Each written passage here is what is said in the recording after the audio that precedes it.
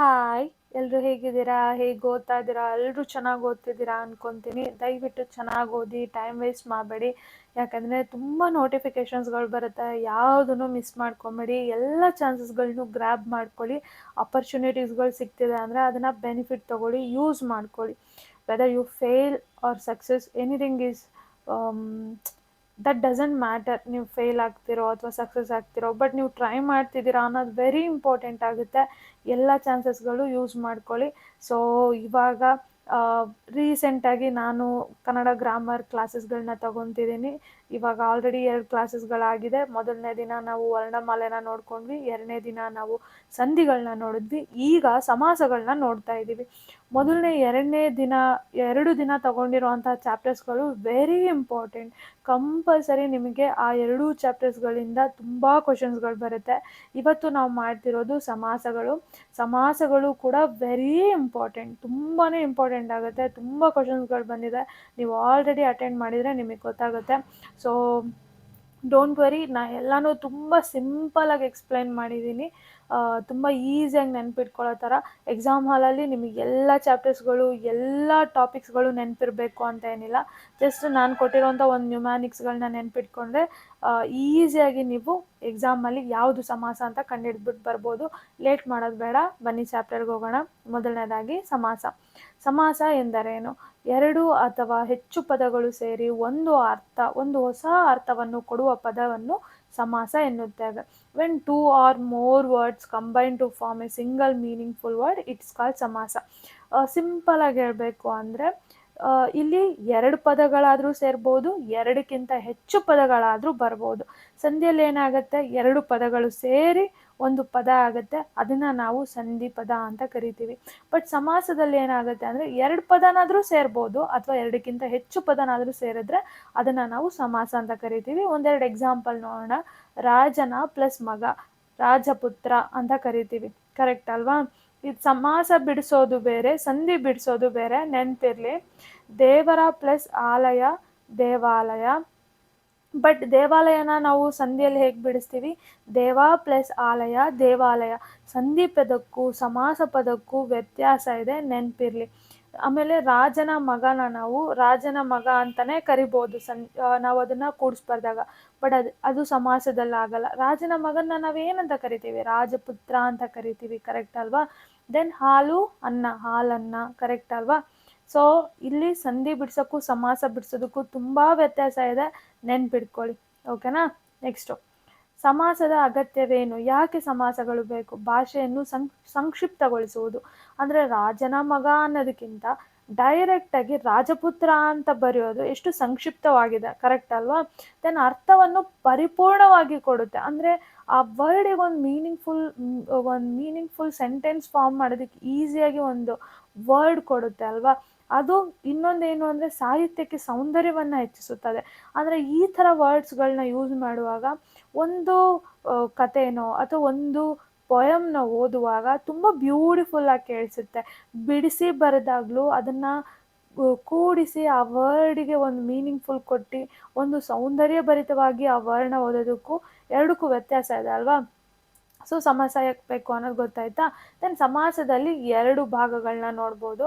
ಒಂದು ಪೂರ್ವ ಪದ, ಇನ್ನೊಂದು ಉತ್ತರ ಪದ. ಇದು ಪೂರ್ವ ಪದ, ದೇವ ಅನ್ನೋದು. ಆಲಯ ಅನ್ನೋದು ಉತ್ತರ ಪದ. ಸೊ 2 ಸೇರಿಸಿದಾಗ ದೇವಾಲಯ ಆಗುತ್ತೆ. ಉತ್ತರ ಪದ ಪೂರ್ವ ಪದ ಎರಡೂ ಗೊತ್ತಿರಬೇಕು ನಿಮಗೆ, ಯಾಕಂದರೆ ತುಂಬ ಎಕ್ಸಾಂಪಲ್ಸಲ್ಲಿ ಕೇಳಿದ್ದಾರೆ. ಎಕ್ಸಾಮ್ಸಲ್ಲಿ ಉತ್ತರ ಪದ ಯಾವುದು, ಪೂರ್ವ ಪದ ಯಾವುದು ಅಂತಲೂ ಕೇಳ್ತಾರೆ. ಫಸ್ಟಿಗೆ ಬರೋದು ಪೂರ್ವ ಪದ, ಆಮೇಲೆ ಬರೋದು ಉತ್ತರ ಪದ, ನೆನ್ಪಿಟ್ಕೊಳ್ಳಿ. ದೆನ್ ಸಮಾಸಗಳ ವಿಧಗಳು ನಿಮ್ಮೆಲ್ಲರಿಗೂ ಮೇ ಬಿ ಓದಿದರೆ ಗೊತ್ತಿರುತ್ತೆ. ಫಸ್ಟ್ ಟೈಮ್ ಕೇಳ್ತಿದ್ರೆ ಇಟ್ಸ್ ಓಕೆ. 6 ವಿಧವಾದ ಸಮಾಸಗಳಿವೆ. ತತ್ಪುರುಷ ಸಮಾಸ, ಕರ್ಮಧಾರಯ ಸಮಾಸ, ದ್ವಿಗು ಸಮಾಸ, ದ್ವಂದ್ವ ಸಮಾಸ, ಬಹುರ್ವಿಹಿ ಸಮಾಸ, ಅವ್ಯಯೀಭಾವ ಸಮಾಸ. ಮೇ ಬಿ ಇಲ್ಲಿ ತನಕ ಕೇಳಿರ್ತೀರ, ಇದು ಕೇಳಿರೋದಕ್ಕೆ ಚಾನ್ಸ್ ಇರಲ್ಲ ಅಷ್ಟು, ಬಟ್ ಕೆಲವ್ರು ಕೇಳಿರ್ಬೋದು. ಓಕೆ, ಇವತ್ತೆಲ್ಲನೂ ಎಲ್ಲ ಸಮಾಸಗಳ ವಿಧಗಳನ್ನು ಎಕ್ಸ್ಪ್ಲೈನ್ ಮಾಡ್ತೀನಿ, ನೀಟಾಗಿ ತಿಳ್ಕೊಳ್ಳಿ. ಓಕೆನಾ? ಮೊದಲನೇದು ತತ್ಪುರುಷ ಸಮಾಸ. ತತ್ಪುರುಷ ಸಮಾಸ ಅಂದರೆ ಏನು? ಪೂರ್ವ ಪದ ಮತ್ತು ಉತ್ತರ ಪದಗಳ ನಡುವೆ ವಿಭಕ್ತಿ ಲೋಪವಾಗಿ ಉಂಟಾಗುವ ಸಮಾಸ. ಸೊ ಫಸ್ಟು ವಿಭಕ್ತಿ ಅಂದರೆ ಏನು ಅನ್ನೋದು ಗೊತ್ತಿರಬೇಕು. ವಿಭಕ್ತಿ ಅನ್ನೋ ಒಂದು ಚಾಪ್ಟರ್ ಬಂದಾಗ ನಾನು ಎಕ್ಸ್ಪ್ಲೇನ್ ಮಾಡ್ತೀನಿ, ಬಟ್ ನೀವು ಆಲ್ರೆಡಿ ಗ್ರಾಮರ್ ಓದಿದರೆ ಗೊತ್ತಾಗಿರುತ್ತೆ. ಊ, ಅನ್ನು, ಇಂದ, ಗೇಕೆ, ಈಕೆ, ದೆಸೆಯಿಂದ, ಆ, ಅಲ್ಲಿ ಎಲ್ಲನೂ ಗೊತ್ತಿದೆ ಅಲ್ವಾ. 7 ವಿಭಕ್ತಿ ಪ್ರತ್ಯಯಗಳು ಬರುತ್ತೆ, ಕರೆಕ್ಟ್ ಅಲ್ವಾ. ಸೊ ಈ ವಿಭಕ್ತಿ ಪ್ರತ್ಯಯಗಳು ಗೊತ್ತಿಲ್ಲ ಅಂದರೆ ವಿಭಕ್ತಿ ಕ್ಲಾಸ್ ಮಾಡಿದಾಗ ತಿಳ್ಕೊಳ್ಳಂತೆ, ಗೊತ್ತಿದ್ರೆ ಓಕೆನಾ. ನಾನು ಆಲ್ರೆಡಿ ಹೇಳಿದೆ, ಊ, ಅನ್ನು, ಇಂದ, ದೆಸೆಯಿಂದ, ಗೇಕೆ, ಹೀಗೆ, ಕರೆಕ್ಟ್ ಅಲ್ವಾ. ಆ, ಅಲ್ಲಿ, ಮೇ ಬಿ ನಾನು ಸ್ವಲ್ಪ ಏನಾದರೂ ಉಲ್ಟಾ ಪಲ್ಟಾ ಮೇಲೆ ಕೆಳಗಡೆ ಹೇಳಿದರೆ ಕ್ಷಮಿಸಿ, ಓಕೆನಾ. ನಾನು ಸ್ವಲ್ಪ ದಿನ ಆಯಿತು ಓದ್ದಲೆ, ಓಕೆನಾ. ಬಟ್ ಇವಾಗ ನನಗೆ ಗೊತ್ತಿರೋ ಅಷ್ಟು ನಾನು ಹೇಳ್ತಾ ಇದ್ದೀನಿ. ದೆನ್ ತಪ್ಪು ಮಾಡಿದ್ರೆ ನೀವು ನನಗೆ ಹೇಳ್ಕೊಡಿ, ನಾನು ತಿದ್ಕೊತೀನಿ, ನೆಕ್ಸ್ಟ್ ಕ್ಲಾಸಸಲ್ಲಿ ಸರಿ ಮಾಡ್ಕೊಳ್ಳೋಣ, ಓಕೆನಾ. ಸೊ ವಿಭಕ್ತಿ ಪ್ರತ್ಯಯಗಳು ಗೊತ್ತಿರಬೇಕು. ಸೊ ಇವಾಗ ಈಗೇನಾಗುತ್ತೆ, ಪೂರ್ವಪದ ಮತ್ತು ಉತ್ತರ ಪದ. ಪೂರ್ವಪದ ಉತ್ತರ ಪದ ಎರಡು ಗೊತ್ತಾಯ್ತಲ್ಲ ನಿಮಗೆ. ನಡುವೆ ವಿಭಕ್ತಿ ಲೋಪ, ಅಲ್ಲಿ ವಿಭಕ್ತಿ ಬಂದಿರುತ್ತಲ್ಲ ಅದು ಕಳೆದೋಗುತ್ತೆ. ಲೋಪ ಅಂದರೆ ಆಲ್ರೆಡಿ ಹೇಳಿದ್ದೀನಿ ಸಂಧಿಯಲ್ಲಿ ಕಳೆದೋಗುತ್ತೆ. ಆವಾಗ ಉಂಟಾಗುವ ಪದ ಒಂದು ಹೊಸ ಪದ ಹುಟ್ಟುತ್ತಲ್ವ, ಆ ಸಮಾಸನ ನಾವು ತತ್ಪುರುಷ ಸಮಾಸ ಅಂತ ಕರಿತೀವಿ. ಇಲ್ಲೊಂದು ಫಾರ್ಮುಲಾ ಇದೆ, ಪೂರ್ವಪದ ಪ್ಲಸ್ ವಿಭಕ್ತಿ ಲೋಪ ಪ್ಲಸ್ ಉತ್ತರ ಪದ, ಇದನ್ನ ತತ್ಪುರುಷ ಸಮಾಸ. ಒಂದು ಎಕ್ಸಾಂಪಲ್ ನೋಡೋಣ. ರಾಜನ ಪ್ಲಸ್ ಮನೆ, ರಾಜಮನೆ, ಕರೆಕ್ಟ್ ಅಲ್ವಾ. ಇಲ್ಲಿ ನಾ, ಕರೆಕ್ಟ್ ಅಲ್ವಾ. ನಾ ಯಾವ್ದು ಬರುತ್ತೆ, ಆ, ನಾ, ಆ, ಷಷ್ಠಿ ವಿಭಕ್ತಿ. ಉ, ಅನ್ನು, ಇಂದ, ಗೇಕೆ ಇದೆ, ಗೇಕೆಗೆ, ದೆಸೆಯಿಂದ, ಆ, ಕರೆಕ್ಟ್ ಅಲ್ವಾ. ಆ ಬಂದ್ಬಿಟ್ಟು ಷಷ್ಠಿ ವಿಭಕ್ತಿ. ಷಷ್ಠಿ ವಿಭಕ್ತಿಯಲ್ಲಿ ಏನಾಯಿತು, ಲೋಪ ಆಯಿತು. ನಾ ಅಲ್ಲಿ ಯಾವ ವಿಭಕ್ತಿ ಇದೆ, ಆ, ರಾಜನ, ಆ, ಕರೆಕ್ಟ್ ಅಲ್ವಾ. ಆ ವಿಭಕ್ತಿ ಲೋಪ ಆಯಿತು. ರಾಜಮನೆ ಅಂದಿದ ತಕ್ಷಣ ಅದು ಲೋಪ ಆಗಿದ ತಕ್ಷಣ ಏನಾಗುತ್ತೆ, ರಾಜಮನೆ ಆಯ್ತಲ್ವಾ. ಇದನ್ನ ತತ್ಪುರುಷ ಸಮಾಸ ಅಂತ ಕರಿತೀವಿ. ಇನ್ನೊಂದು ನೋಡೋಣ, ದೇವರ ಪ್ಲಸ್ ಆಲಯ, ದೇವಾಲಯ, ಇಲ್ಲಿ ರಾ ಕಳೆದೋಯ್ತು, ಆ ಮತ್ತೆ ಆ ಲೋಪ ಆಯಿತು, ಕರೆಕ್ಟ್ ಅಲ್ವಾ. ಆ ಲೋಪ ಆಯಿತು. ನೆಕ್ಸ್ಟು ಹಳ್ಳಿಯ ಪ್ಲಸ್ ಜನ, ಹಳ್ಳಿ ಜನ, ಆ ಲೋಪ ಆಯಿತು, ಓಕೆನಾ. ಎಲ್ಲಿ ವಿಭಕ್ತಿ ಪ್ರತ್ಯಯಗಳು ಲೋಪ ಆಗುತ್ತೋ ಅದನ್ನು ತತ್ಪುರುಷ ಸಮಾಸ ಅಂತ ಕರಿತೀವಿ. ವಿಭಕ್ತಿ ಪ್ರತ್ಯಯಗಳು ನೆನ್ಪಿಟ್ಕೊಳ್ಳಿ, 7 ವಿಭಕ್ತಿ ಪ್ರತ್ಯಯಗಳು ನೆನಪಿರಬೇಕು. ಆ ವಿಭಕ್ತಿ ಪ್ರತ್ಯಯಗಳು ಇದರಲ್ಲಿ ಲೋಪ ಆಗ್ತಿದೆ ಅಂದರೆ ಅದು ತತ್ಪುರುಷ ಸಮಾಸ, ಓಕೆನಾ. ಇವಾಗ ತತ್ಪುರುಷ ಸಮಾಸದಲ್ಲಿ ವಿಧಗಳಿದ್ದಾವೆ. ದ್ವಿತೀಯ ತತ್ಪುರುಷ, ಗ್ರಂಥವನ್ನು, ಊ, ಅನ್ನು, ಕರೆಕ್ಟ್ ಅಲ್ಲ. ಅನ್ನು ದ್ವಿತೀಯ ವಿಭಕ್ತಿ, ಕರೆಕ್ಟ್ ಅಲ್ವಾ. ಅಂದರೆ ಯಾವ ವಿಭಕ್ತಿ, ಊ, ಅನ್ನು ಪ್ರಥಮ, ದ್ವಿತೀಯ, ತೃತೀಯ, ಚತುರ್ಥಿ, ಗೊತ್ತಿದಲ್ಲ ನಿಮಗೆ. ಈ 7 ವಿಭಕ್ತಿ ಪ್ರತ್ಯಯಗಳಲ್ಲಿ ದ್ವಿತೀಯ ಯಾವುದು, ಎರಡನೇದು. ಸೊ ಎರಡನೇ ವಿಭಕ್ತಿ ಯಾವುದು, ಅನ್ನು ಏನಾದರೂ ಲೋಪ ಆಗ್ತಿದೆ ಅಂದರೆ ಅದು ದ್ವಿತೀಯ ತತ್ಪುರುಷ. ಅಂದರೆ ಗ್ರಂಥವನ್ನು ಓದು, ಗ್ರಂಥಪಾಠ, ಗ್ರಂಥವನ್ನು, ಅನ್ನು ಏನಾಯಿತು, ಲೋಪ ಆಯಿತು. ಸೊ ದ್ವಿತೀಯ ತತ್ಪುರುಷ. ದೆನ್ ತೃತೀಯ ತತ್ಪುರುಷ, ಕೈಯಿಂದ, ಉ, ಅನ್ನು, ಇಂದ ಯಾವುದು, ಮೂರನೇದಲ್ವಾ. ಸೊ ಏನಾಯಿತು, ಇಂದ ಲೋಪ ಆಯಿತು, ಏನಾಯಿತು, ಕೈ ಕೆಲಸ, ಕರೆಕ್ಟ್ ಅಲ್ವಾ. ತೃತೀಯ ತತ್ಪುರುಷ. ದೆನ್ ಚತುರ್ಥಿ ತತ್ಪುರುಷ, ದೇವರಿಗೆ ಪೂಜೆ, ಗೇಕೆ, ಹೀಗೆ, ಉ, ಅನ್ನು, ಇಂದ, ಗೇಕೆ, ಹೀಗೆ, ನಾಲ್ಕನೇದಲ್ವಾ. ಸೊ ನಾಲ್ಕನೇದೇನು,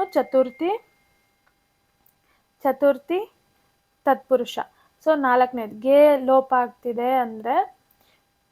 ಆಗ್ತಿದೆ ಅಂದರೆ ಅದು ಚತುರ್ಥಿ ತತ್ಪುರುಷ. ದೆನ್ ಪಂಚಮಿ ಯಾವುದು, ಬೆಟ್ಟದಿಂದ, ಪಂಚಮಿ ಯಾವುದು, ದಿಂದ, ದೆಸೆಯಿಂದ, ಕರೆಕ್ಟ್ ಅಲ್ವಾ. ಇಲ್ಲಿ ಇಂದ ಕರೆಕ್ಟ್ ಅಲ್ವಾ. ಏನಾಗ್ತಿದೆ, ಲೋಪ ಆಗ್ತಿದೆ ಅಂದರೆ ಅದು ಪಂಚಮಿ. ಅದೇ ಥರನೇ ಷಷ್ಠಿ, ರಾಜನ, ಆ ಲೋಪ ಆಗ್ತಿದೆ ಅಂದರೆ ಷಷ್ಠಿ ತತ್ಪುರುಷ. ಅರ್ಥ ಆಗ್ತಿದೆ ಅಲ್ಲ.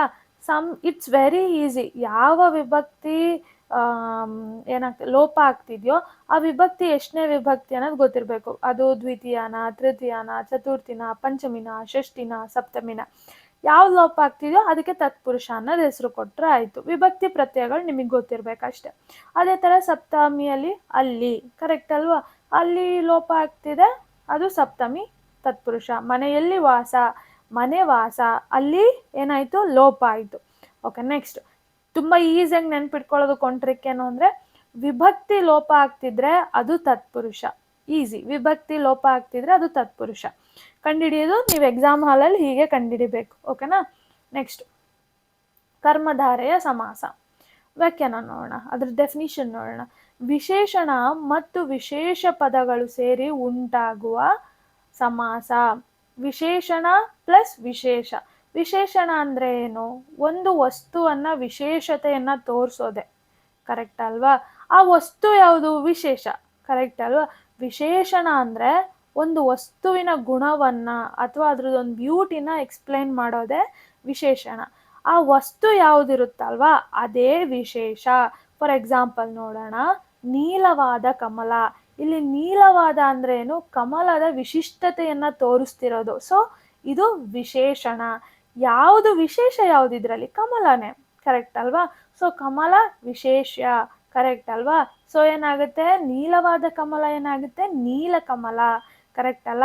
ಒಂದು ವಸ್ತುವಿನ ಗುಣವನ್ನ ವಿಶೇಷತೆಯನ್ನ ಒತ್ತಿ ಹೇಳೋದು, ಎಕ್ಸ್ಪ್ಲೈನ್ ಮಾಡೋದು, ಅಥವಾ ಅದ್ರ ಗುಣನ ಹೇಳ್ತಿದೆ, ಒಂದು ವಸ್ತುದ ವಿಶೇಷತೆ ಹೇಳ್ತಿದೆ ಅಂದ್ರೆ ಅದು ಏನಾಗುತ್ತೆ?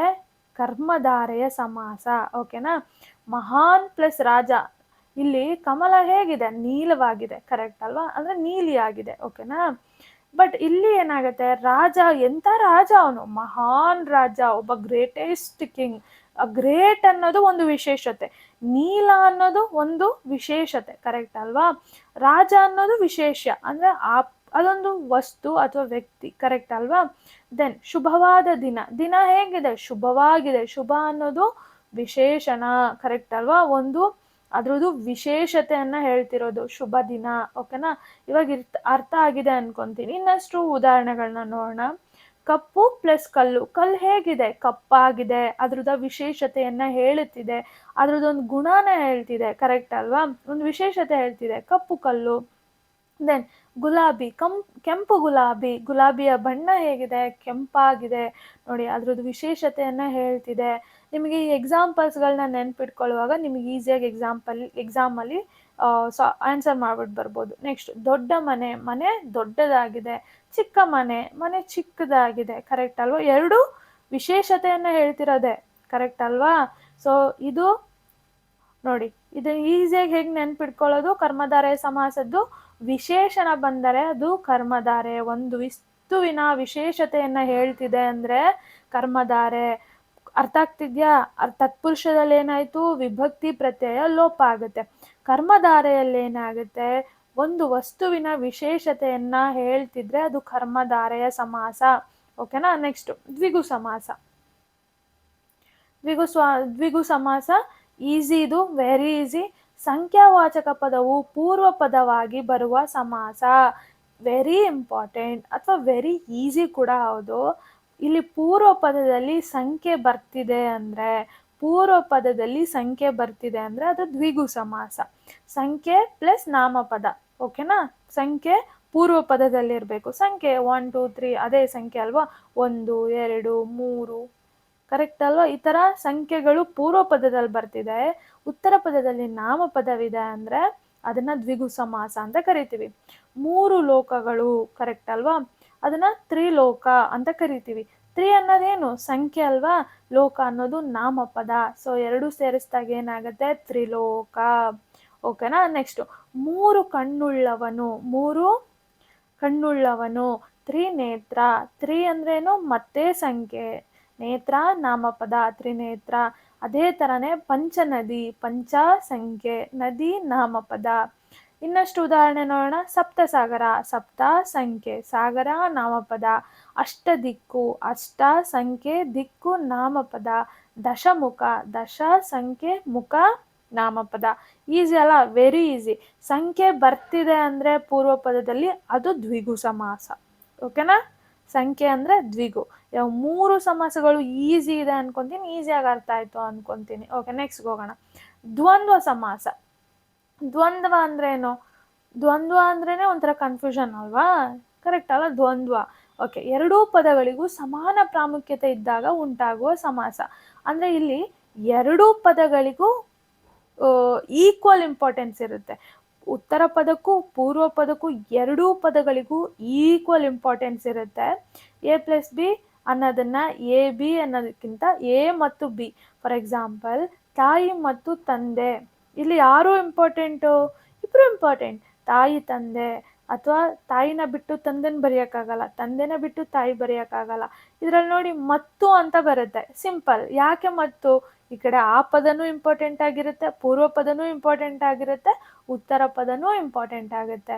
ರಾಮ ಮತ್ತು ಲಕ್ಷ್ಮಣ, ರಾಮ ಲಕ್ಷ್ಮಣ, ಇಲ್ಲ ರಾಮನೂ ಲಕ್ಷ್ಮಣನು, ರಾಮ ಲಕ್ಷ್ಮಣನು, ಕರೆಕ್ಟ್ ಅಲ್ವಾ? ಇಬ್ರು ಇಂಪಾರ್ಟೆಂಟ್.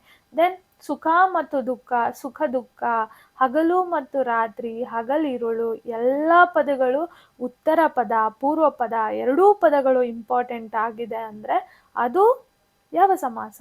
ದ್ವಂದ್ವ ಸಮಾಸ. ಓಕೆನಾ? ಈಸಿಯಾಗಿ ನೆನ್ಪಿಟ್ಕೊಳ್ಳೋದು, ಮತ್ತು ಎಂಬ ಅರ್ಥ ಬಂದರೆ ಅದು ದ್ವಂದ್ವ. ಅದ್ರ ಮಧ್ಯೆ ಮತ್ತು ಅಂತ ಬರ್ತಿದೆ, ಬಿಡಿಸಿ ಬರೆಯುವಾಗ ಮತ್ತು ಬರ್ತಿದೆ, ಇಲ್ಲ ಮತ್ತು ಬರ್ದಲೇ ಕೂಡ ರಾಮನು ಲಕ್ಷ್ಮಣನು ಎರಡೂ ಹಂಗ್ ಬಂದರೂ ಕೂಡ ಅದು ದ್ವಂದ್ವನೇ. ಓಕೆನಾ? ಮತ್ತು ಒಂದ್ಸಲ ಬರ್ಬೋದು, ಬಟ್ ಮತ್ತು ಬರ್ದಲೇನೂ ಇರ್ಬೋದು. ಬಟ್ ನಾರ್ಮಲ್ ಆಗಿ ಎಲ್ಲದಕ್ಕೂ ಮತ್ತು ಬರುತ್ತೆ. ಮತ್ತು ಬರ್ತಿದೆ ಅಂದರೆ ಅದು ದ್ವಂದ್ವ. ಓಕೆನಾ? ನೆಕ್ಸ್ಟು 5ನೇದು ಬಹುರ್ವಿಹಿ ಸಮಾಸ.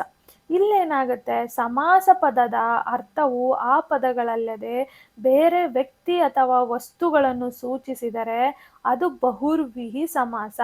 ಅಂದರೆ ಇಲ್ಲೇನಾಗುತ್ತೆ ಅಂದರೆ, ನಾವು ಬಿಡಿಸಿ ಬರಿತೀವಲ್ಲ ಪದಗಳು, ಆ ಪದಗಳನ್ನ ಬಿಟ್ಟು ಬೇರೆ ವಸ್ತು ಅಥವಾ ಬೇರೆ ವ್ಯಕ್ತಿ ಸೂಚಿಸ್ತಿದ್ರೆ ಅದನ್ನ ಬಹುರ್ವಿಹಿ ಸಮಾಸ ಅಂತ ಕರಿತೀವಿ. ಇದೊಂಥರ ಹೇಗೆ ಗೊತ್ತಾ? ಇದೊಂಥರ ಕೆಲವೊಂದು ಅಡ್ಡೆಸ್ರು ಇಟ್ಟಿರೋ ಥರ ಬರುತ್ತೆ. ಓಕೆನಾ? ಒಂದೆರಡು ಎಕ್ಸಾಂಪಲ್ ನೋಡೋಣ. ಚಕ್ರಪಾಣಿ, ಚಕ್ರವನ್ನು ಕೈಯಲ್ಲಿ ಹೊಂದಿರುವವನು ಯಾರು? ವಿಷ್ಣು, ಕರೆಕ್ಟ್ ಅಲ್ವಾ? ಒಂಥರ ಅಡ್ಡೆಸ್ರು. ವಿಷ್ಣುವಿಗೆ ಒಂದು ಅಡ್ಡೆಸ್ರಲ್ವಾ ಅದು ಚಕ್ರಪಾಣಿ ಅನ್ನೋದು. ಸೊ ಅಡ್ಡೆಸ್ರು ಥರ ಇರೋವಂಥದ್ದು. ಬಹುರ್ವಿಹಿ ಅನ್ನೋದು ಒಂದು ಸ್ವಲ್ಪ ಅಡ್ಡೆಸ್ರು ಅನ್ನೋದು ನೆನ್ಪಿಟ್ಕೊಳ್ಳಿ. ಒಂದು ಪೆಟ್ ನೇಮ್ ಥರ, ನನಗೆ ಇನ್ನೊಂದು ಹೆಸರು ಇರೋ ಥರ. ಓಕೆನಾ? ಚಕ್ರವನ್ನು ಕೈಯಲ್ಲಿ ಹೊಂದಿರುವವನು ಯಾರು? ಚಕ್ರಪಾಣಿ, ಅವನೇ ವಿಷ್ಣು, ವಿಷ್ಣುವಿನ ಅಡ್ಡೆಸ್ರು. ಅರ್ಥ ಆಗ್ತಿದೆಯಾ? ಇಲ್ಲಿ ನಾವು ಬಿಡಿಸಿ ಬರ್ದಿದ್ದೇ ಒಂದು ಪದ, ನಮಗೆ ಬಂದಿದ್ದೇ ಒಂದು ಪದ. ಕರೆಕ್ಟ್ ಅಲ್ವಾ? ಕರೆಕ್ಟ್. ನೋಡಿ, ನಾವು ಬಿಡಿಸಿ ಬರ್ದಿದ್ದು ಯಾರು? ಚಕ್ರವನ್ನು ಕೈಯಲ್ಲಿ ಹೊಂದಿರುವವನು, ಬಿಡಿಸಿ ಬರ್ದಿದ್ದು.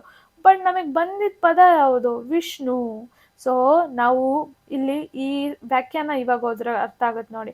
ಸಮಾಸ ಪದಗಳ ಅರ್ಥವು ಆ ಪದಗಳಲ್ಲದೆ ಬೇರೆ ವ್ಯಕ್ತಿ ವಿಷ್ಣು ಅಥವಾ ವಸ್ತುವನ್ನು ಸೂಚಿಸಿದರೆ ಅದು ಬಹುರ್ವಿಹಿ ಸಮಾಸ. ಬಿಡಿಸಿ ಬರೆಯುವಾಗ ಇರುವಂಥ ಪದಗಳು ನಾವು ಕೂಡಿಸಿ ಬರೆದಾಗ ಬರ್ದಲೇ ಇರ್ಬೋದು. ಅಂಥ ಪದವನ್ನು ನಾವು ಬಹುರ್ವಿಹಿ ಸಮಾಸ ಅಂತ ಕರಿತೀವಿ. ಇನ್ನೊಂದು ನೋಡೋಣ. ತ್ರಿನೇತ್ರ, ಅದು ನಿಮಗೆ 3 ಕಣ್ಣುಳ್ಳವನು ಯಾರು? ಶಿವ. ಸೊ ಇದು ಒಂಥರ ಪೆಟ್ ನೇಮ್ ಥರನೇ ಇದೆ ಅಲ್ವಾ? ದೆನ್ ಇನ್ನೊಂದು ನೋಡೋಣ. ದಶಮುಖ, 10 ಮುಖ ಉಳ್ಳವನು ಯಾರು? 10 ಮುಖಗಳಿರುವುದು ಯಾರಿಗೆ? ರಾವಣನಿಗೆ. ಸೊ ಇಲ್ಲೂ ಸೇಮ್ ಅದೇ. ದೆನ್ ಇನ್ನೊಂದು ನೋಡೋಣ. ನೀಲಕಂಠ, ನೀಲವಾದ ಕಂಠವನ್ನು ಹೊಂದಿರುವವನು ಯಾರು? ಶಿವ. ಅರ್ಥ ಆಗ್ತಿದ್ಯಾ? ಇಲ್ಲಿ ಈಸಿಯಾಗಿ ಒಂದು ಅಡ್ಡ ಹೆಸರು ಅನ್ನೋದು ನೆನ್ಪಿಟ್ಕೊಳ್ಳಿ. ಒಂದು ವೇಳೆ ಅದಾಗಿಲ್ಲ ಅಂದರೆ ಪದದ ಅರ್ಥ ಬೇರೆ ವ್ಯಕ್ತಿಯನ್ನು ಸೂಚಿಸಿದರೆ ಅದು ಬಹುರ್ವಿಹಿ ಸಮಾಸ. ಅರ್ಥ ಆಯ್ತಾ? ನೆಕ್ಸ್ಟ್ ಹೋಗೋಣ. ಅವ್ಯಯ ಭಾವ ಸಮಾಸ ವ್ಯಾಖ್ಯಾನ ಓದೋಣ. ಇದು ತುಂಬ ಜನ ಇವತ್ತೇ ಓದ್ತಿರ್ಬೋದು ಮೇ ಬಿ. ಅವ್ಯಯ ಪದವು ಪೂರ್ವ ಪದವಾಗಿ ಬಂದು ಸಮಾಸವಾದರೆ ಅವ್ಯಯಿ ಭಾವ ಸಮಾಸ ಅಂತ ಕರಿತೀವಿ. ಅವ್ಯಯಗಳು ಪೂರ್ವ ಪದದಲ್ಲಿ ಬರ್ತಿದೆ ಅಂದರೆ ಸಿಂಪಲ್. ಇದು ಅವ್ಯಯಿ ಭಾವ ಅನ್ನೋದು ಎಲ್ಲಾದರೂ ಕೇಳಿದ್ದಾರೆ ಎಕ್ಸಾಮಲ್ಲಿ ಅಂದರೆ ಪೂರ್ವ ಪದದಲ್ಲಿ ಅವ್ಯಯಗಳು ಬರ್ತಿದ್ದಾವೆ. ಅವ್ಯಯಗಳು ಅಂದರೆ ಏನು ಅನ್ನೋದು ನಿಮಗೆ ಗೊತ್ತಿರಬೇಕು. ಡೋಂಟ್ ವರಿ, ನಾವು ಅದಕ್ಕೊಂದು ಕ್ಲಾಸ್ ತಗೊತಿದ್ದೀವಿ, ಎಲ್ಲನೂ ಬರುತ್ತೆ. ಸೊ ಅವ್ಯಯಗಳು ಪೂರ್ವ ಪದದಲ್ಲಿ ಬಂದರೆ ಪ್ರತಿ, ಯಥಾ, ಅನು, ಉಪ ಇವೆಲ್ಲ ಪ್ರತಿದಿನ ಅವ್ಯಯಗಳಿವೆಲ್ಲ. ಸೊ ಇವೆಲ್ಲ ಪದಗಳು ಅವ್ಯಯ ಪದಗಳು ಪೂರ್ವ ಪದದಲ್ಲಿ ಬಂದರೆ ಆವಾಗ ಅದು ಸಮಾಸವಾದರೆ ಅದನ್ನು ನಾವು ಅವ್ಯಯಿ ಭಾವಿ ಸಮಾಸ, ಹೆಸರಲ್ಲೇ ಇದೆ. ಪ್ರತಿ ಪ್ಲಸ್ ದಿನ, ಪ್ರತಿ ಅವ್ಯಯ ಪ್ರತಿದಿನ ಆಯ್ತಲ್ವಾ? ಯಥಾ ಪ್ಲಸ್ ಶಕ್ತಿ, ಯಥಾಶಕ್ತಿ. ಓಕೆನಾ? ಅನು ಪ್ಲಸ್ ದಿನ, ಅನು ಪ್ರತ್ಯಯ. ಕರೆಕ್ಟ್ ಅಲ್ವಾ? ದೆನ್ ಅದೇ ಥರನೇ ಉಪ ಪ್ಲಸ್ ಕಾರ ಉಪಕಾರ. ಓಕೆನಾ. ಅವ್ಯಯ ಪದ ಮೊದಲು ಬಂದರೆ ಅವ್ಯಯಿ ಭಾವ. ಮೊದಲನೇ ಪದ ಬಂದ್ಬಿಟ್ಟು ಅವ್ಯಯ ಆಗಿರಬೇಕು. ಓಕೆನಾ. ನೆಕ್ಸ್ಟು ಒಂದು ಸಿಂಪಲ್ ನಿಮ್ಗೆ ಎಕ್ಸಾಮಿಗೆ ಒಂದು ನೆನ್ಪಿಟ್ಕೊಳ್ಳಿ ಈಸಿ ಆಗಲಿ ಅನ್ನೋದಕ್ಕೆ ನಾನೊಂದು ಇದೊಂದು ಇಟ್ಕೊಂಡಿದ್ದೀನಿ. ನೀವು ಬೇಕಿದ್ರೆ ಸ್ಕ್ರೀನ್ಶಾಟ್ ತೊಗೊಳ್ಳಿ, ಈಸಿ ಆಗುತ್ತೆ. ತತ್ಪುರುಷ ಮೊದಲನೇದು ತತ್ಪುರುಷ ಅಂದರೆ ಏನು? ವಿಭಕ್ತಿ ಲೋಪವಾಗುತ್ತೆ. ಎಕ್ಸಾಂಪಲ್ ದೇವಾಲಯ, ಆ ಲೋಪ ಆಯಿತು. ದೆನ್ ಕರ್ಮಧಾರಯ, ದೇವರ ಪ್ಲಸ್ ಆಲಯ, ದೇವಾಲಯ, ಇಲ್ಲಿ ಆ ವಿಭಕ್ತಿ ಪ್ರತ್ಯಯ ಲೋಪ ಆಯಿತು. ಕರೆಕ್ಟ್ ಅಲ್ವಾ? ದೆನ್ ಕರ್ಮಧಾರೆಯ ಸಮಾಸ, ಇಲ್ಲಿ ವಿಶೇಷಣ ಮತ್ತು ವಿಶೇಷ ಇರುತ್ತೆ. ಒಂದು ವಸ್ತುವಿನ ವಿಶೇಷತೆಯನ್ನು ಹೇಳ್ತಿದೆ ಅಂದರೆ ಅದು ಯಾವುದು? ಕರ್ಮಧಾರೆಯ ಸಮಾಸ. ಎಕ್ಸಾಂಪಲ್ ನೀಲಕಮಲ, ನೀಲವಾದ ಕಮಲ. ಓಕೆನಾ. ದ್ವಿಗು ಅಂದರೆ ವೆರಿ ಸಿಂಪಲ್, ಸಂಖ್ಯೆ ಬಂದರೆ, ಸಂಖ್ಯೆ ಪ್ಲಸ್ ನಾಮಪದ ಬಂದರೆ ಅದನ್ನು ದ್ವಿಗು ಅಂತೀವಿ. ಎಕ್ಸಾಂಪಲ್ ತ್ರಿಲೋಕ. ಓಕೆನಾ. ತ್ರಿಲೋಕ. ಓಕೆನಾ. ದೆನ್ ದ್ವಂದ್ವ ಅಂದರೆ ಮತ್ತು ಅನ್ನೋ ಪದ ಅಥವಾ ಅರ್ಥ ಬರ್ತಿದೆ. ಮತ್ತು ಅನ್ನೋ ಪದ ಬರ್ಬೋದು ಅಥವಾ ಅರ್ಥ ಬರ್ಬೋದು. ಅಂದರೆ ಕೆಲವೊಂದ್ಸಲ ಮತ್ತು ನಾನು ಆಲ್ರೆಡಿ ಹೇಳಿದೆ, ಮತ್ತು ಅನ್ನೋ ವರ್ಡ್ ಅಲ್ಲಿ ಯೂಸ್ ಮಾಡಿದಲ್ಲೇನೂ ಇರ್ಬೋದು ನಾವು. ಓಕೆನಾ. ಕೇಳಿಸ್ತಿದೆ ಅಲ್ಲ? ಓಕೆ. ಸೊ ತಾಯಿ ತಂದೆ. ಓಕೆ. ನೆಕ್ಸ್ಟು ಬಹುರ್ವಿಹಿ. ಇದು ಒಂಥರ ಅಡ್ಡೆಸರು ಬರ್ತಿದೆ. ಅಂದರೆ ಬೇರೆ ವ್ಯಕ್ತಿಯನ್ನು ಸೂಚಿಸಿದ್ರೆ, ನಾವು ಬಿಡಿಸಿ ಬರೆದಾಗ ಪದ ಬಂದ್ಬಿಟ್ಟು ಬೇರೆ ವ್ಯಕ್ತಿಯನ್ನು ಸೂಚಿಸಿದ್ರೆ ಅದನ್ನು ನಾವು ಬಹುರ್ವಿಹಿ ಅಂತ ಕರಿತೀವಿ. ದೆನ್ ಅವ್ಯಯಿ ಭಾವ, ಪೂರ್ವ ಪದದ ಪದವು ಅವ್ಯಯವಾಗಿದ್ದರೆ ಅದನ್ನು ನಾವು ಅವ್ಯಯಿ ಭಾವ ಅಂತ ಕರಿತೀವಿ. ಎಕ್ಸಾಂಪಲ್ ಪ್ರತಿದಿನ.